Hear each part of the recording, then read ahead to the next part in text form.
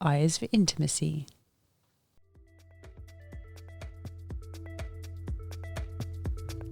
Hi, I'm Bec from Be Free Emotional Fitness Training, and I support women and girls to become emotionally stronger. And I'm Vern from Move Forward Mentoring, and I specialise in male mentoring, helping boys and men find their passion, speak from their heart, and build better relationships. And together we are Rekindling Relationships. We work with couples through mentoring sessions as well as facilitating communication and creative workshops to build deeper connections. Welcome to our podcast, designed to help you strengthen and bring more fun into your partnership, as well as create a more loving, healthy, and strong connection. Hi, I'm Bec. Hi everyone, I'm Vern, and today we're talking about intimacy. What is it? What are the issues surrounding it? And how we can bring more intimacy into our relationships. What is it? What is it? That's a good question. It's a great question. Okay, my definition is it's the close bond that you have with another person. So for me, I have a close bond with you. I care about you. I want to share with you. I want to be heard and to hear you. I want to be part of your world. I think there's different levels of it, isn't there? Because that you can have that with a lot of people, though, or family. But I think with a partner, it ticks the boxes on a few different levels, doesn't it? Yeah, and they talk about 4 different types of intimacy, don't they? And that's like an experiential intimacy, which is about, things you do together. Similar interests. Similar interests. And that's probably when you're starting off a relationship, that's really important, isn't it? That's like the foundation to see what you've got in common. Yep. Yeah. And then an intellectual intimacy, which is about that sharing of words and understanding. The depth of conversation. Emotional intimacy and sexual intimacy. So I think the emotional one is very, very important, and that's what affects the rest of them on many levels. So if the emotional connection or intimate connection is not quite healthy, it'll affect all the others. I think that's probably the main foundation one. Emotional intimacy is the trust, isn't it? It's like you trust that and then person's you can open got up you. physically more, can't you? And then you'll tend to, the more superficial ones, like the interest ones, you'll tend to look to do more of each other's interests because you'll love them on a deeper level and you'll want to get to know them on a deeper level and you'll take an interest in their interests. When you don't have that emotional intimacy, so some people have a fear of intimacy, and that could be related to childhood was like, past experiences. They might never have actually had that in the family, so they don't know what it is to be emotionally intimate. Back again, which we've said a lot in other podcasts, probably the attachment style too. So, if it's that avoidant attachment style, that fear of rejection or loss will stop them from getting intimate on a deeper level. Yeah, they don't want to get intimate because they could get hurt. And I think a lot of people, because they fear intimacy or fear getting hurt, they hold back. And because they hold back, they're not vulnerable with their partner. They don't allow for them to build emotional intimacy. There's no way to build emotional intimacy if you're holding on really tightly to your things because you're worried about what might happen if you express yourself to the other person. So emotional intimacy is probably something which has come up in a lot of our podcasts. When we think about conflict, think about fears, for us to build emotional intimacy in a relationship, we actually have to be able to have some really good communication skills. We've got to be able to talk to each other about how we're feeling and what's going on for us and to feel safe in that space. And honestly, I think even if you don't have that fear of intimacy, you might have a secure connection with your partner, but you're still often going to come up with insecurities or issues or things that come up for you that if you don't discuss with your partner could hinder that emotional connection, which will then hinder the physical intimacy. Do you have any fears of intimacy yourself?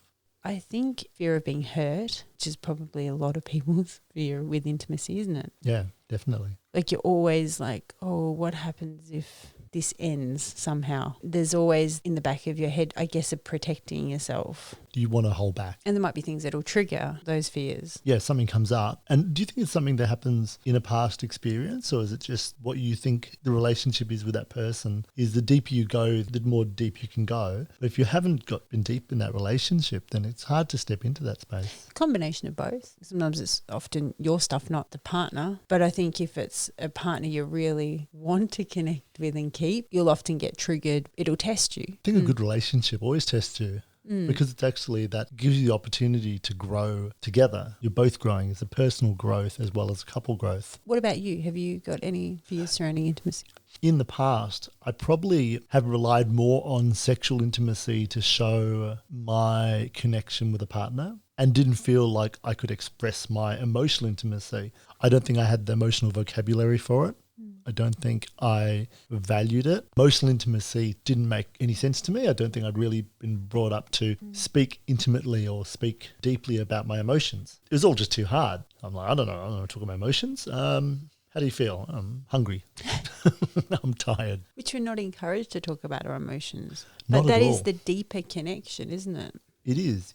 And not knowing how to. And I think one of my struggles as a teacher was wanting to get kids to have better conversations and to communicate more with each other and to understand each other better. And for us to trust each other, you have to actually share something of yourself. You know, it can't be like this superficial conversation all the time. You've got to go deeper. And to learn those conversations can be hard for some people. You've never had that opportunity. So if you've had no opportunity to emotionally express yourself, I get into a relationship and I don't know what to do. That person wants me to connect with them on an emotional level. In the past, I would just sort of maybe check out a little bit. They're talking about emotions now. I don't need to be here. But now I see it as the glue. The emotional intimacy is the glue in our relationship. Me knowing that you've got my back and that I can trust you and I can share with you allows me to connect deeper to you, create for me a really close, intimate relationship, which then means we have a great physical intimacy as well. Nicely put.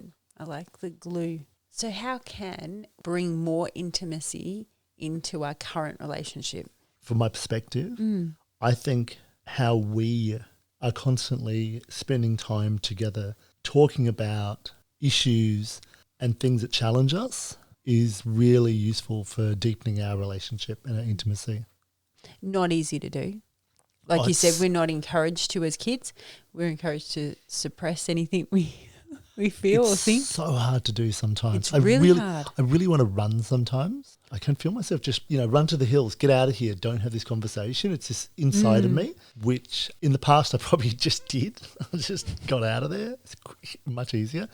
But now I want to be in the space. I want to be in this relationship. So I know I have to do this. So it doesn't matter how uncomfortable this is, Very I can do it. And it's funny, I feel like I could probably take a punch to the face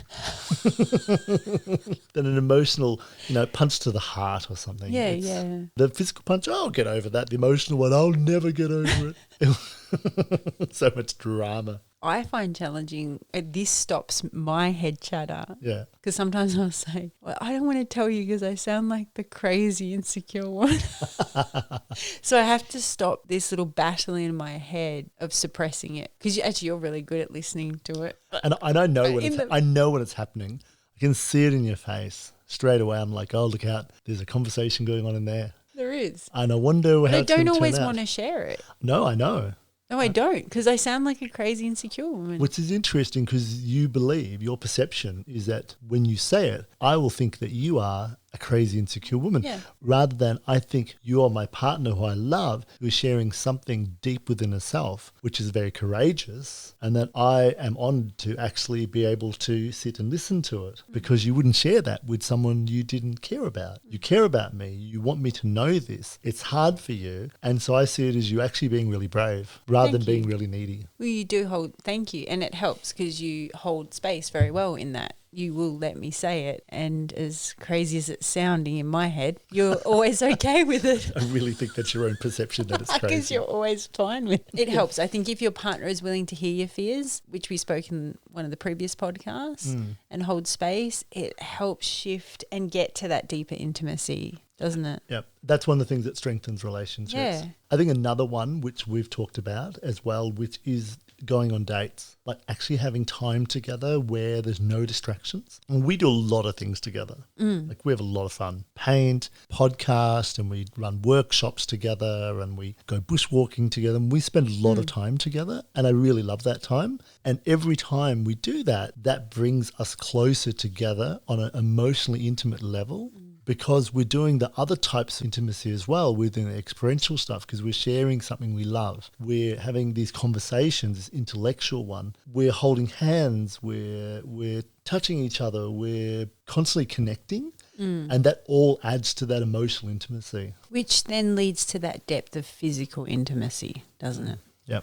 And it's funny because some people, I think for many people, there is a confusion about physical intimacy and sexual intimacy, and that a lot of men who I've worked with will see intimacy as only the thing that happens in the bedroom, where it's actually all the things that happen in the relationship. It's the conversations, the holding hands, it's the butt squeeze in the kitchen. I love the butt squeeze in the kitchen, especially when there's no children around and it can linger. It's all those little things. It's the little things. It's all these little things which add up to this really deeper emotional connection. I think because in society, as soon as you say the word intimacy, you think of physical intimacy, don't you? Like you said, it's all encompassing of the dates, having a chat and checking in, or just asking how your day is, or the kiss when you get home. All the little things that you do for each other then creates that bigger intimacy. I think if you haven't listened to our podcast, G is for Goals, it's a really good one where it talks about the 6 hours of connection. John Gottman put this forward, and that is about creating more intimacy in relationship. And for some people, it doesn't come naturally, so they have to work at it. But it's the same as any habit that you want to create. You've just got to start off and do it. Create a goal for yourself to hold your partner's hand every time you leave. Give them a kiss whenever you see them. Ask them how they are and really listen to them. It's not a throwaway. It's actually, I want to know more about you because I love you.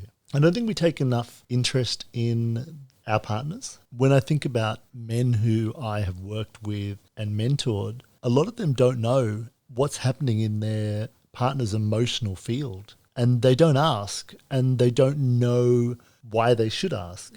For some reason, they don't realize how important it is. And I try to explain to them that if you can emotionally connect with your partner and you can show them that you are there for them all the time, no matter what, and they can trust you and that they can hold you, they can hug you without it becoming something sexual, where they can express intimacy without sex.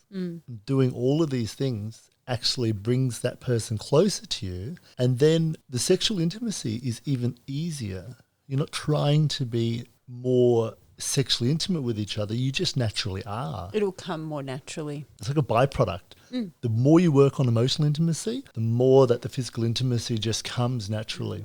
It's so important to work on that emotional intimacy. And communication. So much communication. Yeah. And like we said, it's not easy. It's not easy the general conversations are, but those fear conversations or those insecure conversations, which will get you to that depth, are not easy to have, but they're so important if you want your relationship to grow and get stronger, deeper. Yeah. And getting a strong, deep relationship, creating a more intimate relationship, rekindling your relationship, allows you to grow so much as a person. I really believe this. I feel that while I've done a lot of self-growth in the past and really worked on myself and lots of workshops and lots of retreats and lots of healing to let go of past experiences, being in this relationship with you and the depth of our intimacy is because I really trust you. And I feel I'm able to share what's going on for me and it's going to be held. And that allows me to show more emotional intimacy. It's like we move together. It's this dance where we're moving together the whole time and we're flowing with each other. That's allowing us to have a real deep, rich, meaningful relationship. And it takes work, doesn't it?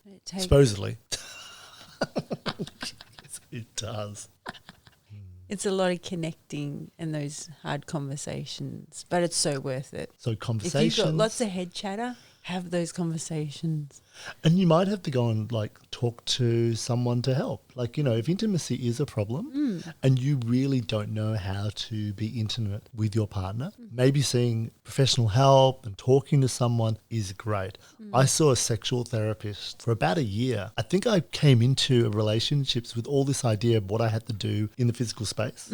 I sort of disconnected a lot from myself, and then reconnecting with myself and talking about what my needs were and what I wanted allowed me need to sort of really connect in with what I needed in the relationship and what I could give in the relationship. And yeah, it's so helpful to actually go and talk to someone. To bring more intimacy into your relationship, I think it's really important. This could be a goal that for the listeners this week, to have that conversation with your partner. If you want to have a deeper connection, a stronger intimacy, have that conversation.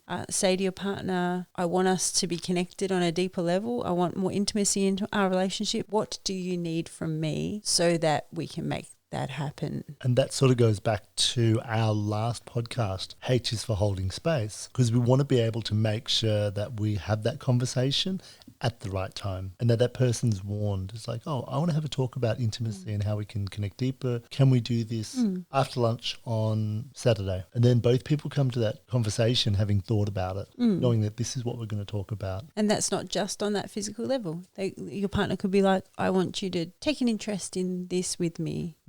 I want you to hold my hand when we go for a walk. Yeah. I want you to ask me about my day. I want you to give me a kiss when we say goodbye in the morning. I want to talk about something that's been on my mind for months that I'm worried about. I want to turn the television off, actually face each other without our phones and tell each other what we love about each other. Yeah, beautiful. Or reminisce about things that have happened in the past or things that we'd like in the future together.